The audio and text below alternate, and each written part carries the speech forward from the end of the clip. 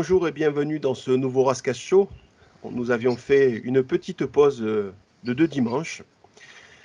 Tout d'abord parce que Manu s'est rendu à Mende et puis parce qu'on avait besoin un petit peu de souffler après tout ce qui s'est produit au cours des derniers mois. Donc aujourd'hui, une nouvelle fois, on va évoquer le football au Sporting. On va évoquer le stage à Mende par Manu. On va évoquer les matchs amicaux et les recrues. Donc pour nous accompagner, c'est Jérôme, Philippe et Manu. Voilà, donc Salut tout le messieurs, monde. bonjour. Salut. Bonjour à tout le monde. Bonjour à tout le Donc monde. pour commencer, Manu, tu veux nous faire un petit topo sur le stage de Mende, ce que tu as pu toi observer de ton côté?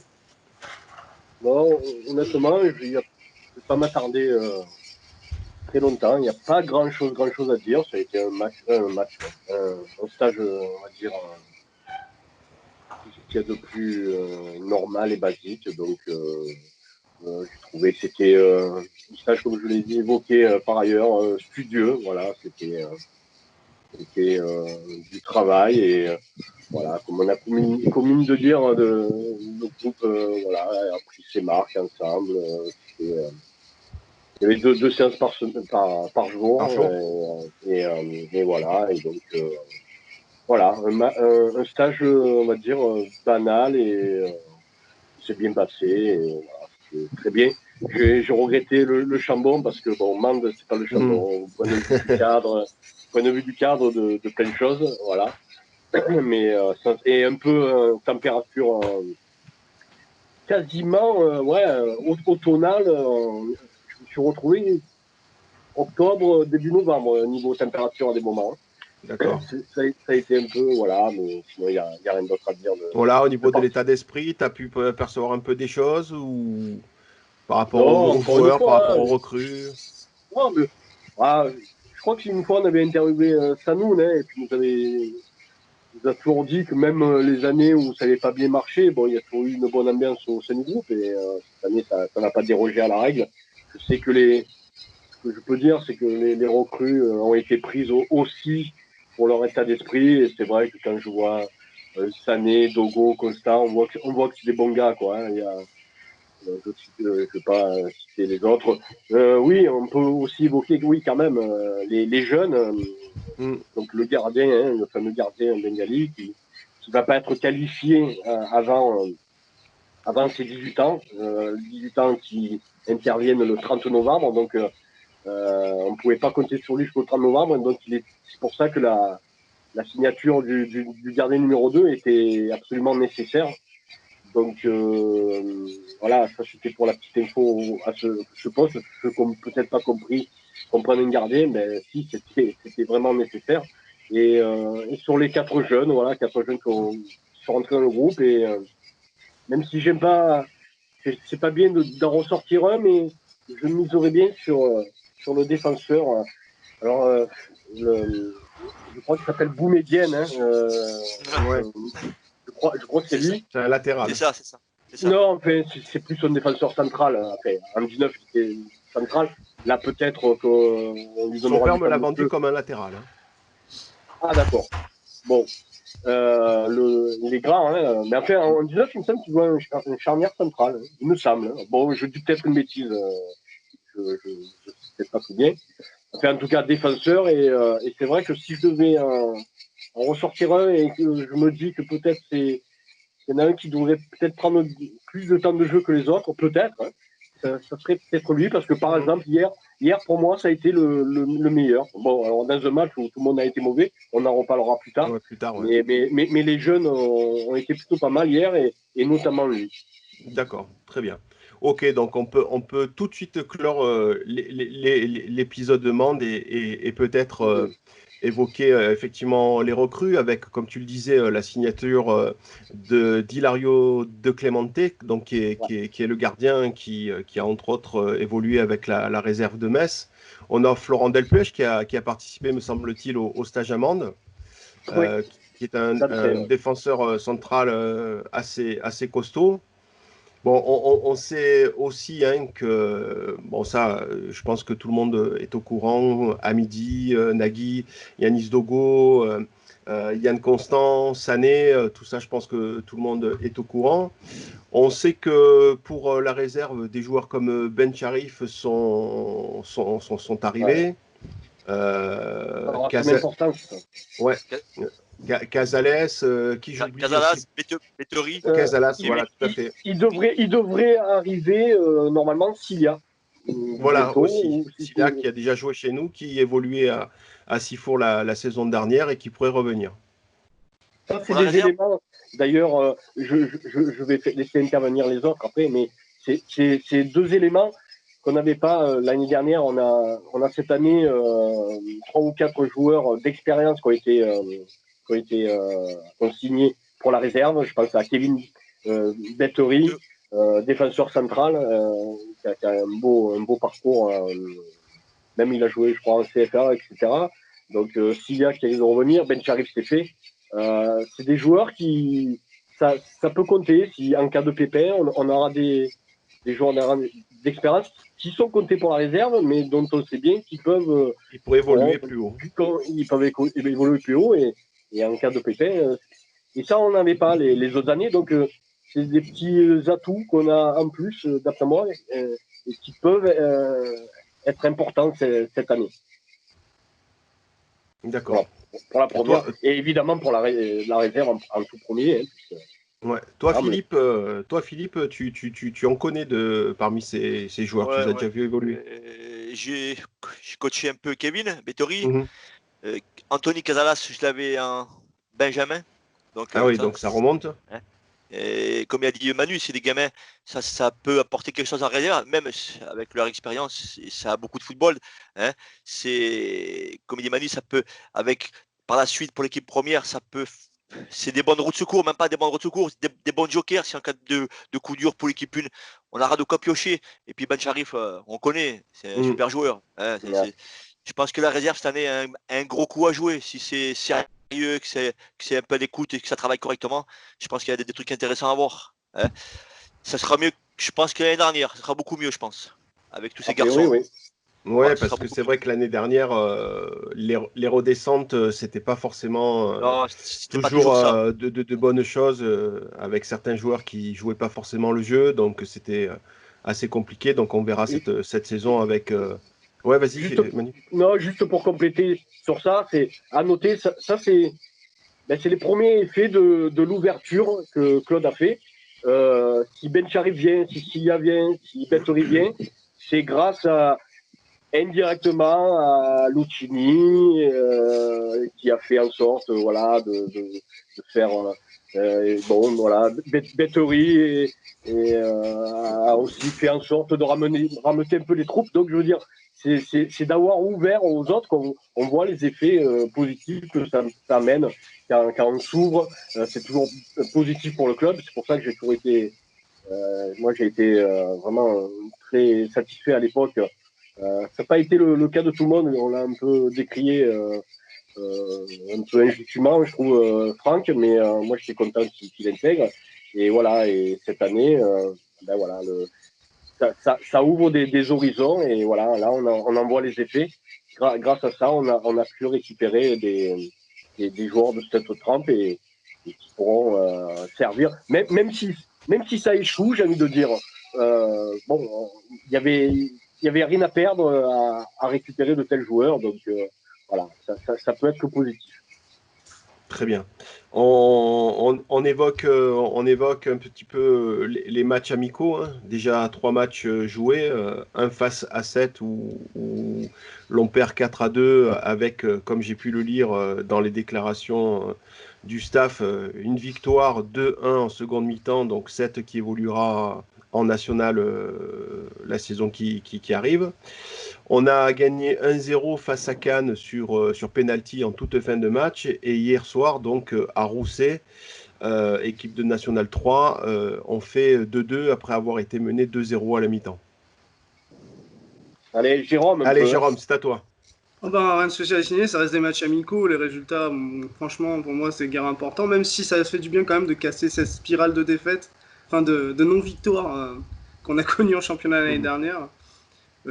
Après, voilà, comme tu m'as dit Manu hier, quand on a été voir le Rousset, on fait un tour d'effectif, histoire de voir un peu où tout le monde en est. Quelques satisfactions. Moi, tu vois, je t'avais dit, toujours Echeverria, a priori, il a marqué hier, tant mieux. Mais quoi à signaler, si ce n'est que j'ai l'impression quand même qu'il y a un peu plus de cohérence. Comme vous avez parlé à l'instant des recrues, des mecs qui sont venus renforcer la réserve, un peu expérimenter, etc. Je pense que on va plus parler d'MB, mais la peur de son arrivée a peut-être ouvert l'esprit de Claude Joy. Enfin, faut l'espérer, et il commence à prendre des décisions qui ont l'air un petit peu plus cohérentes. Et oui, comme tu as dit, faire rentrer, j'espère que c'est pas des effets de com, mais faire revenir des anciens, notamment pour entraîner les jeunes comme Rebec ou Lucchini, et, voilà, ou faire revenir des joueurs pour la réserve, comme des mecs qu'on joue au LAS ou qu'on a déjà connus avant, qu'on a quelques certitudes, quoi. Et donc pour les matchs amicaux, moi j'ai vu que celui du Rousset, et bon, on n'apprend pas grand-chose, mais on a encore un mois du début de la compétition, donc je sais pas si on peut tirer grand-chose en enseignement face à des équipes qui évoluent à des niveaux inférieurs et qui sont pas encore dans un état optimisé de forme, quoi. Ouais, Voilà. quand tu évoques Echevarria, qu'est-ce que tu veux dire? C'est que toi, tu es convaincu par ce joueur Moi, je suis ou convaincu par moyen? son Ouais, état d'esprit. voilà. Par son état d'esprit. Moi, Oui, je trouve mais que moi aussi. ce mec-là, en fait, ces mecs-là, c'est Lucchini, c'est des gars avec un état d'esprit qu'on a plus vu depuis 10 ans peut-être. C'est des gars comme ça, c'est des mecs qui ont la dalle en fait, qui sont prêts à se tuer sur le terrain, peu importe presque leur niveau technique, tu vois ce que je veux dire, même s'il faut quand même un minimum de bagage. Mais moi, c'est cet état d'esprit qu'on n'a plus vu depuis très longtemps. C'est pour ça que je suis assez. Non, je suis d'accord, je suis d'accord. Voilà, les mecs comme ça, c'est des gars comme ça qu'il faut. Je trouve qu'il y a un esprit toulonnais quasiment, tu vois. Ouais. Ouais, ils joueront pour le maillot, ces gars-là. C'est sûr qu'ils. Ouais, il se flingue Voilà. sur le terrain, quoi. Il s'en Voilà. bat, il est pas là, Mais regarder ce que fait l'autre. de manière globale, je crois que c'est cette année, alors peut-être on sera à peu près tous d'accord pour dire que on sera sûrement sur les dernières années peut-être un des groupes a priori, je dis a priori le moins talentueux. C'est possible. Sur le papier. Mais peut-être qu'on va gagner en état d'esprit et en force collective. Ouais, j'en suis même quasiment sûr. Connaissant un peu par rapport au staff, voilà. Je pense que l'accent sera, Oui, et puis, vraiment mis sur son état d'esprit et un collectif beaucoup comme tu plus dis, abouti. quand tu as un petit peu moins de talent, justement, tu as intérêt à miser sur plus de solidarité. Et c'est ça qui va faire que l'esprit va l'emporter sur l'individualisme, quoi. Et en foot, comme tout sport collectif, l'important, c'est de jouer ensemble, quoi. Ouais. L'aventure humaine, c'est ce dont on ne L'état cesse de d'esprit collectif. parler, Toi, l'état d'esprit. Vas-y, Philippe. j'ai une question à poser à Manu. Là. Manu, sur ce que tu as vu, quand tu as vu les matchs amicaux, tu as vu Cannes, non? Tu as vu Cannes et Roussien, non? Eh non, j'ai pas, non, Ah. j'ai coroussé. Est-ce que, bon, après, on peut pas juger comme ça du jour au lendemain. Est-ce qu'il y a vraiment sur les recrues, il y a quelqu'un qui sort du lot, qui serait vraiment actuellement au-dessus? Oui. Nagui? Ouais. Après, pas hier, mais Nagui, c'est très fort. Nagui, Tu le sens déjà? Ouais, ça se voit déjà. Ouais, je le sens, et puis de ce que j'entends parler autour, etc. Nagui, Si tu viens de Marseille, non? Andoum? ouais, de Andoum, pour moi, c'est très fort. S'il fait la saison qu'on peut penser qu'il fasse sur son talent, et puis c'est déjà un peu la mascotte du groupe, hein, il a déjà été, on va dire, adopté, et il est comme ça, assez. Son nom, c'est Moustique, hein, voilà, bon, bref. Ouais, Nagui, c'est très fort. Pour moi, c'est très fort, et je pense que c'est un joueur qui va beaucoup nous faire du bien, et devrait marquer quelques buts. Tant mieux. Ouais.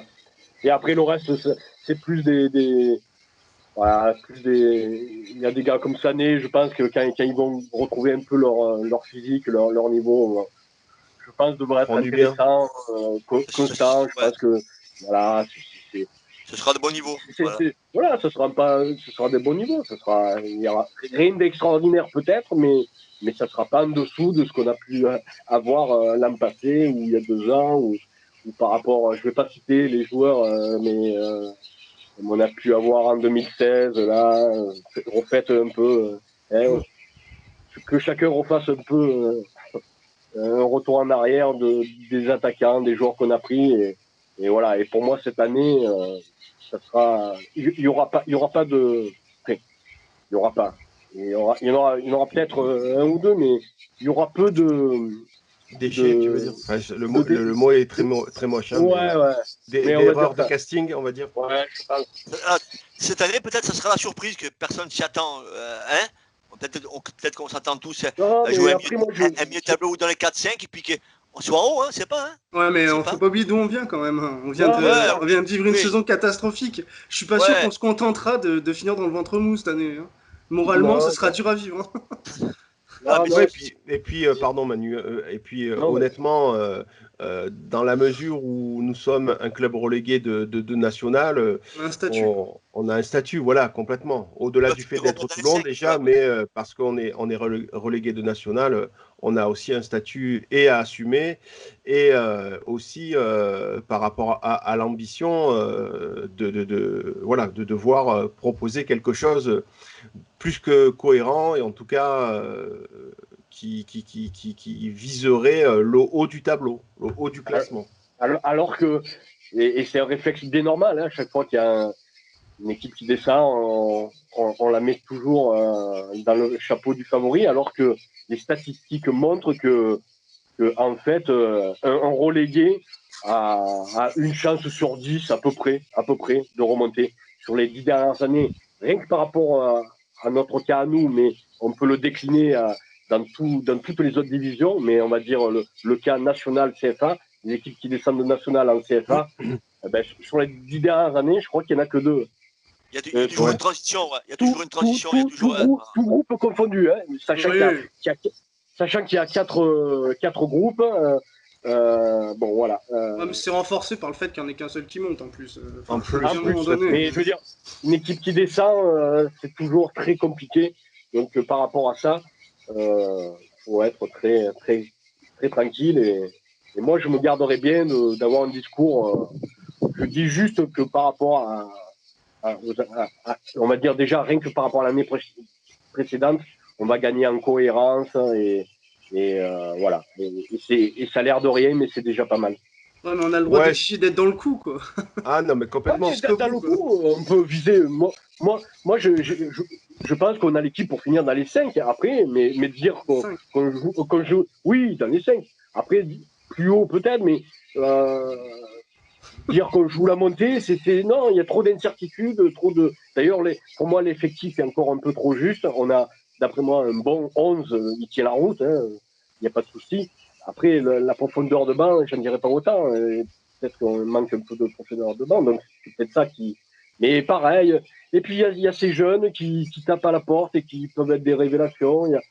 Il y a plein d'espoir, mais c'est pour ça. Mais il y a tellement d'incertitudes que. Écoutez, on est à un mois de la compétition, laissons faire les choses. Je pense qu'il va y avoir encore au moins une, voire 2 recrues, mais au moins une, un attaquant côté. Bon, voilà, chaque chose en son temps. Pour le moment, on est dans le boulot et puis il y aura un peu les plans à mettre un peu plus tard. Et ce match, le premier match contre Grasse, moi, je parle pour moi, mais moi qui m'excite terriblement, hein, je dois dire. Ouais, complètement.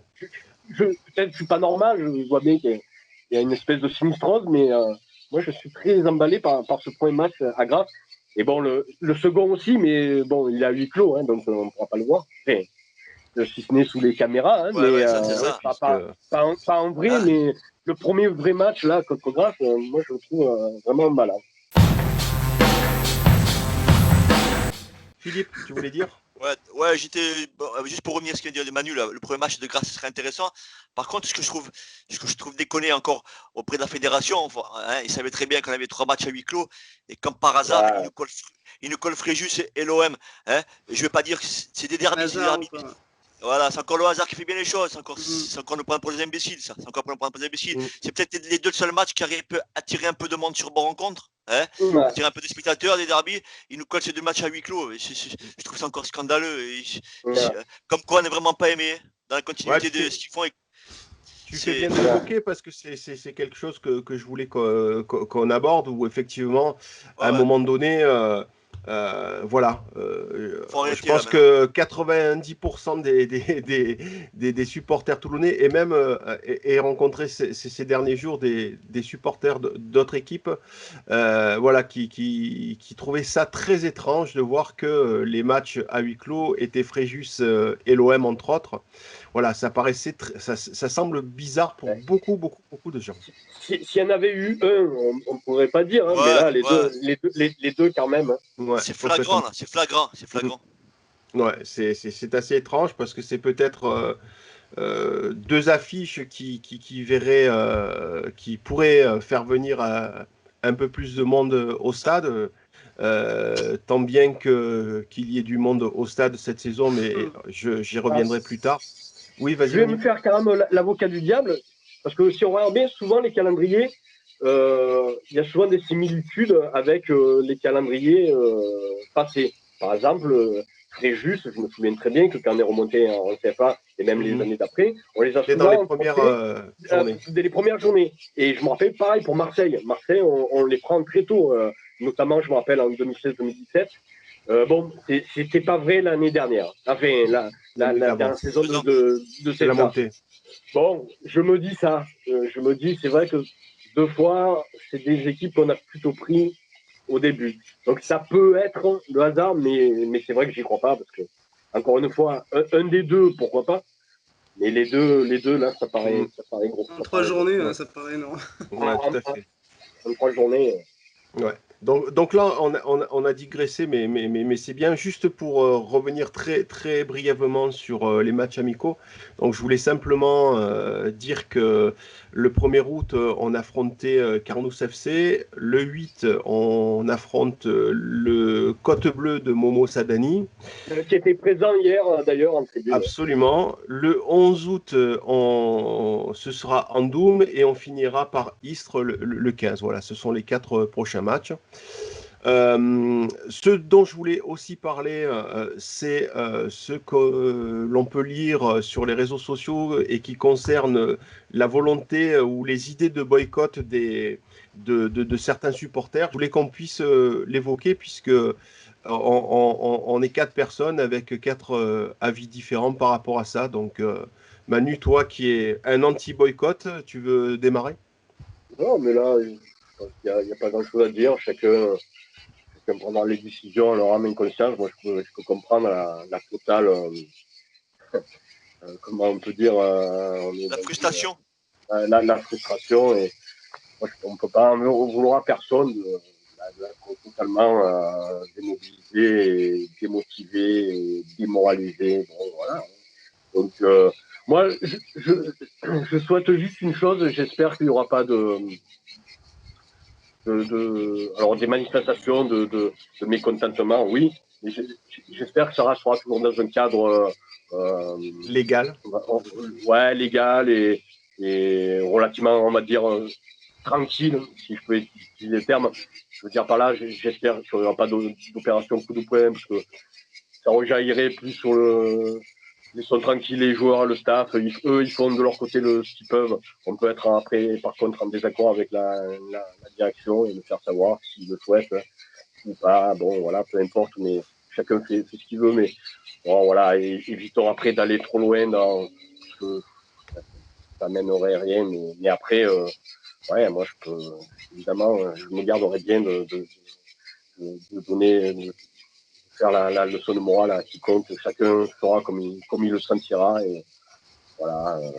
On peut venir un peu en tant que spectateur, peut-être moins supporter, être là un peu une position un peu neutre. Enfin, chacun fera comme il veut, mais on voit bien que évidemment, vu la situation qu'on a connue de tous ces derniers mois, c'est pas évident de se remotiver, mais après, on aime le football et je pense que ça peut faire plaisir de revoir ne serait-ce que du ballon et malgré tout de l'équipe.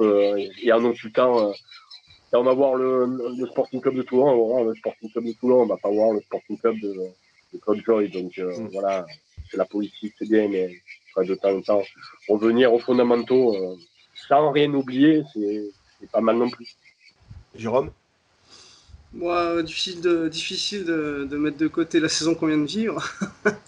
Et les 10 dernières années de règne, Mr. Joy, parce que franchement, quand on voit d'où on vient et qu'on voit où on est aujourd'hui, c'est-à-dire à peu près au même niveau, ouais, comme tu disais, Mianu, difficile d'en vouloir aux gens qui veulent mettre un mouchoir sur tout ça en attendant que ça change de direction, quoi.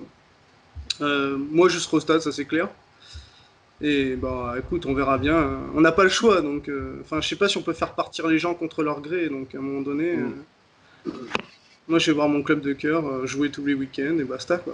Enfin, quand je pourrais y aller, puisqu'il y a un huis clos en ce moment. Exact. Philippe? Donc, Ouais, ben Manu et Jérôme, on te résumé. Après, comme ils ont dit, on respecte les choix de tout le monde, hein, on leur a conscience. On sait très, très bien qu'ils sont frustrés par rapport à ce qui s'est passé l'année dernière. Maintenant, il faut laisser faire le temps au temps. Hein. Peut-être avec, je sais pas, peut-être un petit déclic. Et s'il y a une bonne série de 3-4 victoires, peut-être que ça incitera un peu les gens à revenir. Mais après, comme je dis et comme l'a dit Manu, il faut respecter les choix de tout le monde. Après, moi, je serai comme Jérôme. Hein. C'est mon club depuis pas mal d'années. Hein, j'irai le voir, hein, peu importe. Moi, nous on est là pour que le club avance, hein, pour qu'on voie du football. Nous, après, peu importe qui est à la tête du club, il faut que ça avance, c'est tout. Hein. Et après, le reste, c'est pas notre problème. Hein. Nous, c'est le terrain qui nous intéresse. Hein. Le ouais, mais reste, après, c'est là, ouais, mais c'est là où est toute la cohérence d'un boycott. À partir du moment où tu estimes qu'avec cette direction, tu n'avanceras jamais, là, ben oui, ça prend ouais. son sens. Moi, je veux voir mon club parce que je prends du plaisir à le voir évoluer, même que dans la galère, on a l'habitude de la galère, donc on prend notre pied même là-dedans, malheureusement. Mais non, sur la direction, je suis d'accord avec la plupart des supporters qui viendront pas au stade. Avec Monsieur Joy, moi, j'y crois plus non plus. Mais enfin, c'est pas pour ça que je viendrai pas, quoi. Voilà, c'est tout. Ah, mais je suis Ouais. d'accord avec toi, Jérôme. Après, tu veux faire quoi? On veut faire quoi? Qu'est-ce que tu veux qu'on fasse? On subit, hein, on est obligé d'accepter comme ça. Hein. Non, non, non. C'est pour ça Non, que je mais serais. justement,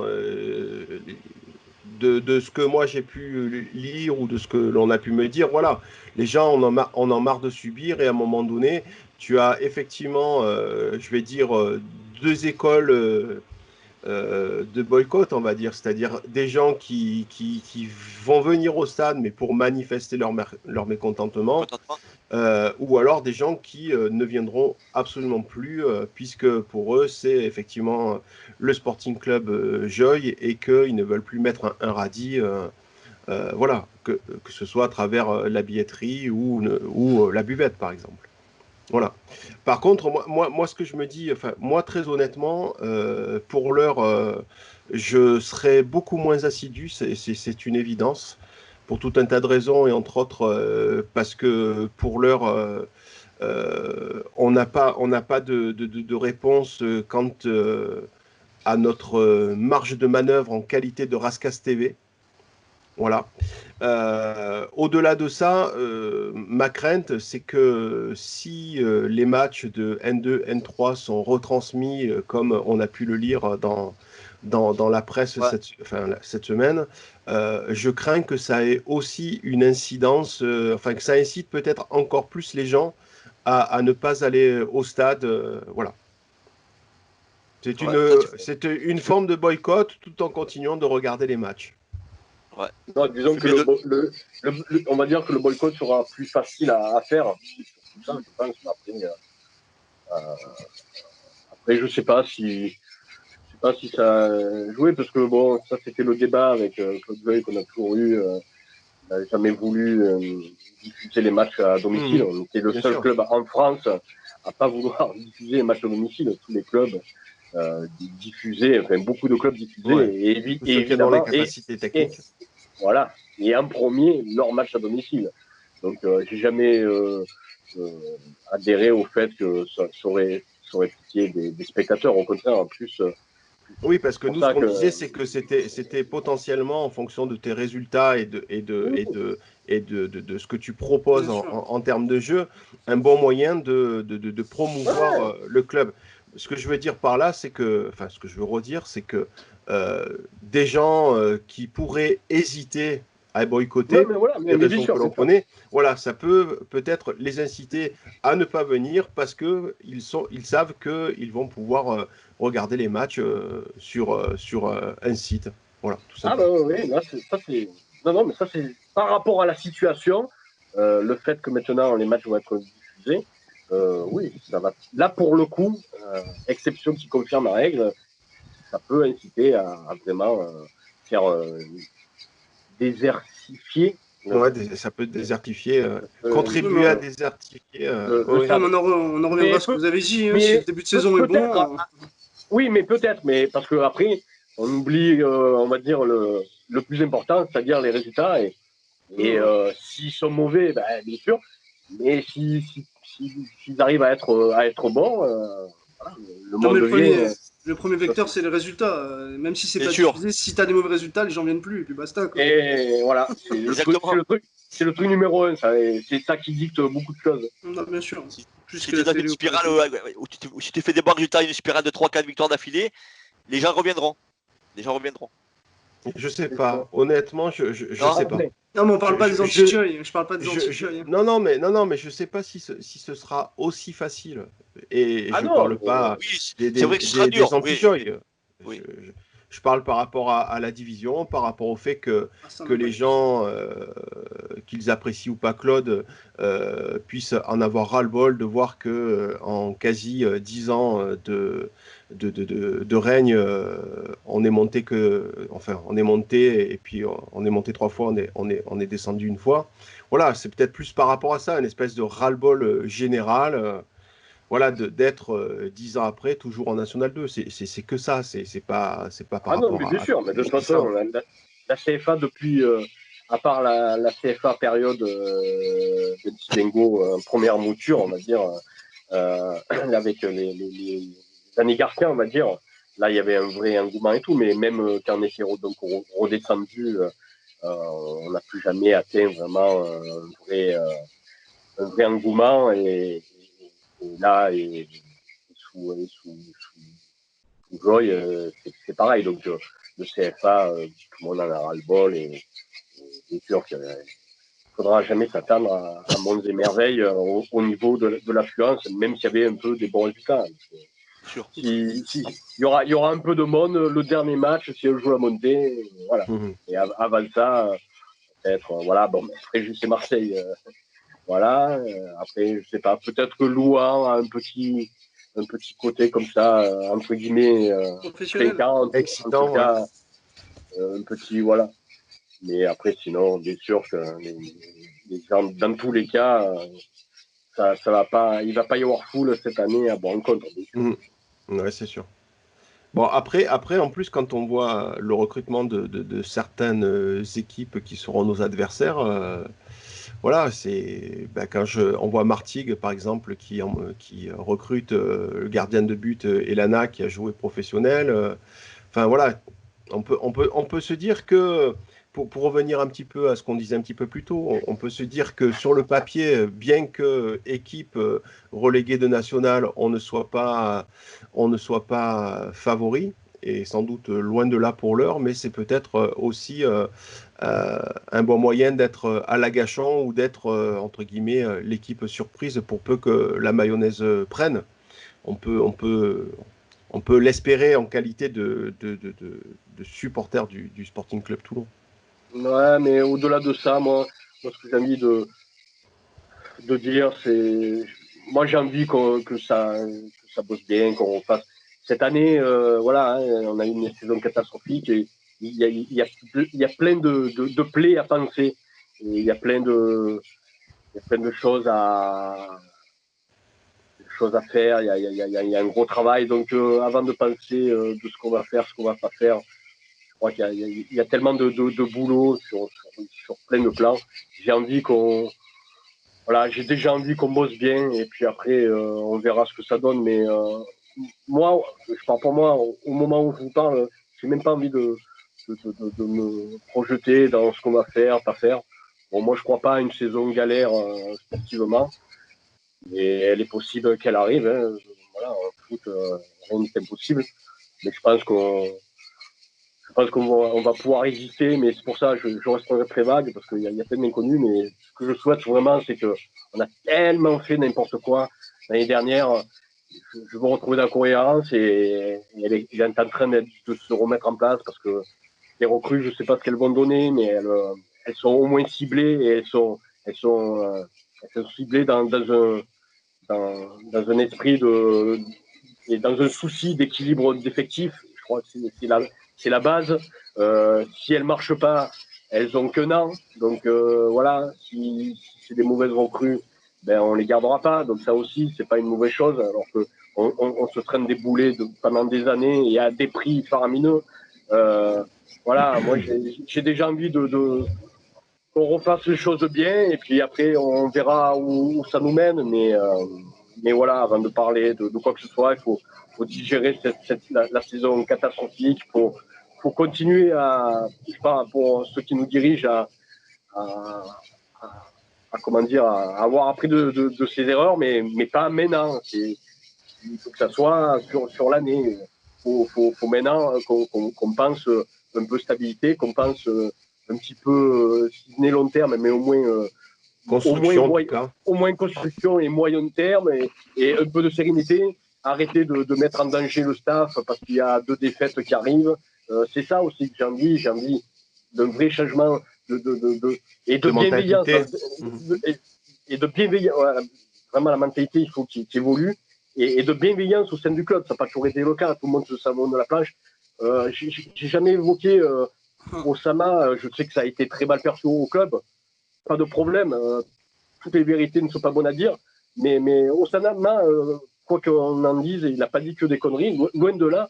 Et le mérite de cette interview, c'est que ça a montré que il y a beaucoup trop de malveillance. On n'est pas un club assez uni. On ne tire pas dans le même sens. On ne tire pas dans le même sens et on n'a pas attendu Osama. Moi, je le sais depuis des années. J'ai pas attendu Osama. Osama l'a dit. Quelque chose que je sais moi, que je n'ai jamais témoigné, mais je pourrais écrire un livre. Tant tout le monde critique tout le monde. Il y avait des supporters à l'époque qui ont fait des tags contre Momo Sadani, qui a fait 2 saisons de monter en 3 saisons et la 3e saison qui ne monte pas, il doit monter jusqu'à la dernière saison. On attend des mecs comme ça à l'intérieur du club, au plus haut de la direction. On l'a mis en difficulté parce qu'on était, on avait seulement 2 points d'avance sur le deuxième. On était premier, on mettait en difficulté des entraîneurs pour rien. On a mis au placard des joueurs pour rien. Cette année, je pense qu'avec Karim, c'est des choses qui ne devraient pas hésiter parce que je sais qu'il ne permettra pas qu'on mette un joueur au placard. On ne met pas des joueurs au placard, ça n'existe pas. Tu peux le faire une fois parce qu'il y a eu un vrai souci avec ce joueur-là, mais ça devenait une habitude. C'est plus des modes de management qui sont acceptables. C'est plus possible. Et tellement Claude Joy pouvait s'en vanter de ça. On ne se vante pas de mettre un joueur au placard. Donc moi, avant de parler de résultats, j'ai envie qu'on parle de bien bosser. Et puis voilà. Et après, on verra ce que ça donne. Tout ne sera pas parfait, mais je vous dis, il y aura beaucoup plus de cohérence et beaucoup plus de travail aussi, parce qu'il n'y a rien qui tombe comme ça. Et du vrai travail. Et voilà. Et après, le travail paye, mais il y a une dette à solder. Et je ne sais pas quand elle sera soldée, combien de temps il faudra la solder. C'est toute la question. Est-ce qu'il faudra 1 an? Est-ce qu'il faudra quelques mois? Je ne sais pas, mais il faudra. On va pas passer de la merde aux étoiles. À un claquement de doigts. Ouais, en tout cas, l'union sacrée, elle doit commencer maintenant et notamment au sein du club. Au sein du club, ça c'est. Et au sein du club, parce que c'est pas les. Moi, j'en ai un peu marre. On n'arrête pas d'être critiqué par la direction. On est un petit peu en guerre, je vous le cache pas. Mais nous, on est le thermomètre, hein, et on a ce côté, la franchise de dire, ça fait pas plaisir, mais on est des amis du club. Il faut que Claude le sache, ça. On est des amis. Quand on critique, on est des amis bienveillants. Nous, on veut le bien du club. À l'intérieur du club, il y a des gens qui brossent dans le sens du poil, mais c'est des ennemis du club. C'est pas des amis. Nous, on fait du bien au club parce qu'on dénonce les choses, mais dans un sens de s'améliorer et d'arrêter de faire des conneries que j'ai pu dire. Moi, ça fait des années. Moi, je relisais un truc là, mon premier post négatif sur la direction sportive, hein, parce que moi, je me base j'ai toujours fait la distinction entre la partie financière et la partie sportive. Moi, j'ai toujours dénoncé la mauvaise gestion sportive et humaine de Claude Joy. Mais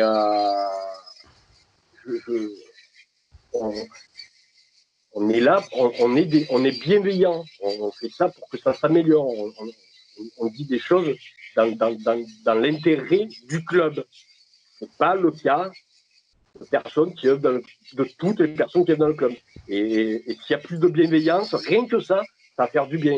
Si tout le monde qui s'entraide, si tout le monde tire dans le même sens, tire dans le même sens et veut aider l'autre à progresser, Masmoudi, il faut pas qu'on le voie comme un ennemi. Il faudra progresser le club. Donc tout le monde va en jouer, aider Masmoudi plutôt que de lui savonner la planche.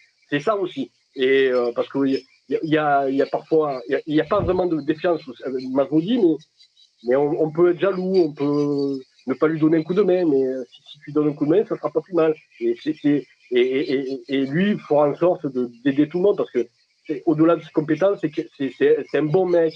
Il est franc, il fait les choses, il dit les choses. Voilà. Et on a besoin de ça, on a besoin de bienveillance. Et plus il y aura de mecs comme ça au sein du club, et Laurent Thor, moi je préfère 1000 fois Thor que Viviani. Viviani, c'était bof. Thor, c'est au niveau du caractère. Au niveau du caractère. Au niveau des compétences, Viviani, c'était bien quand même. Oui, mais c'était bien, mais Thor, moi je le vois faire avec les gardiens, il est beaucoup plus proche des gardiens. Oui, il y a une proximité, il y a une empathie particulière. Ben là, moi c'est ce que j'ai retenu aussi du stage, c'est qu'il y a beaucoup plus de communication. Moi je suis gardien, je préfère avoir Thor comme entraîneur et gardien que Viviani, voilà, personnellement, c'est tout. Mais voilà, avec Luigi, il y a un staff qui justement est dans ce que je prône là, cette bienveillance, ça va pas se tirer d'entre les pattes. Rien que ça aussi, ça va compter cette année, cette bienveillance. Ça va pas tout faire, mais ça n'a pas été le cas les autres années. Donc ça sera, c'est pas un plus, mais vu qu'avant c'était un moins, oui, ça devient un plus. Donc voilà, c'est tout ce genre de choses. Et cette année, il y a un gros travail sur ça. Et il faut que les gens s'entraident. C'est tout. La bienveillance et la compétence. Mais s'il n'y a pas de compétence, s'il y a de la bienveillance, c'est au moins ça.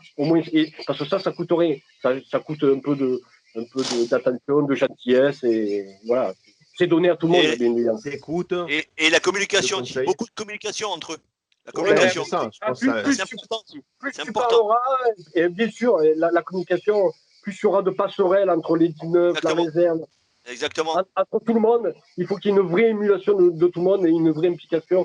Et si vous aimez le club, moi, c'est pour ça qu'on verra. Hein, s'il se manque, je manquerai pas, hein, Franck. C'est de la merde. Hein. Mais bon, voilà. Il y a déjà des effets positifs. Il y a Mika Orbeck et tout. Ils sont là, ils aiment le club. Et puis s'ils ont envie d'avancer, moi j'ai envie que tout le monde soit. J'ai envie qu'ils portent le club et j'ai envie d'amour et de bienveillance. Si à ça va faire avancer les choses.